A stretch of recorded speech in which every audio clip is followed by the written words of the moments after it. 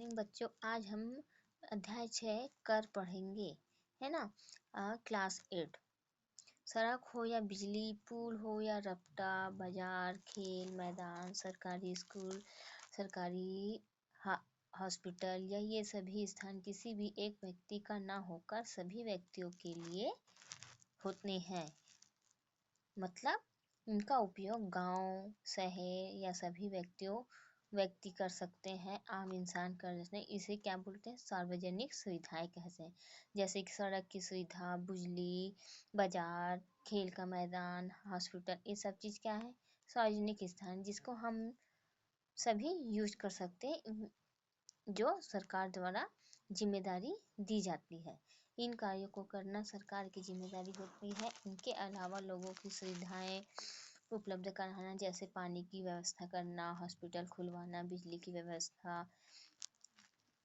आदि कार्यों को सरकार करती है। इस कार्य के लिए सरकार को धन की आवश्यकता की व्यवस्था सरकार को देना रहता है टैक्स, इसलिए कर या टैक्स से करती है।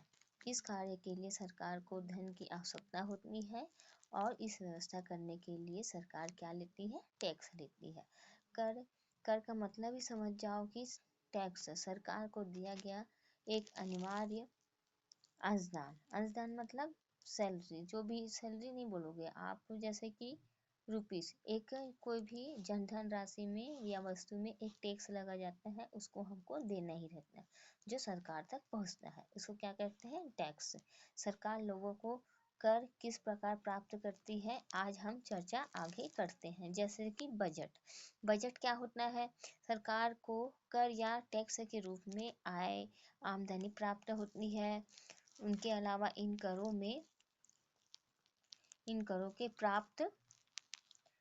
प्राप्त धन को वह किन मदों में खर्च करेगी तय किया जाता है। आय व्यय का लेखा जोखा तैयार किया जाता है, एक बजट तैयार किया जाता है। इस बजट को एक तरफ यह बताया जाता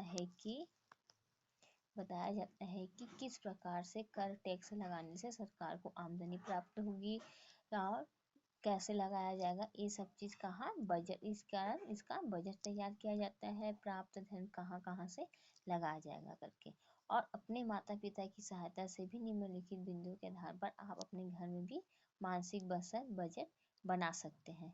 बजट महीने के हिसाब से मासिक वेतन, आपके पारिश्रमिक क्या है, मकान किराए की आमदनी, राशन, सब्जी, वस्त्र, स्कूल का फीस, पुस्तकें, दुकान प्राप्त करने की आमदनी, कृषि में प्राप्त आमदनी, बिजली बिल, जल परिवहन, अन्य संरचना से प्राप्त आमदनी, अन्य कोई विशेष कार्य आदि खर्च, इसका हम बजट तैयार कर सकते हैं। वो हमारा क्या होता है? मासिक बजट, है ना, जो हम फैमिली में कर सकते हैं। ये आप समझ गए होंगे बजट क्या होता है। ठीक है, अब करों के प्रकार आगे बढ़ते हैं। करों के प्रकार, अगला टॉपिक। करों के प्रकार। हम सभी लोग किसी न किसी रूप में सरकार को कर देते हैं। एक तो हम अपनी आय, जमीन की संपत्ति पर कर देते हैं, दूसरा वस्तु एवं सेवाओं को खरीदने पर सरकार को कर चुकाते हैं।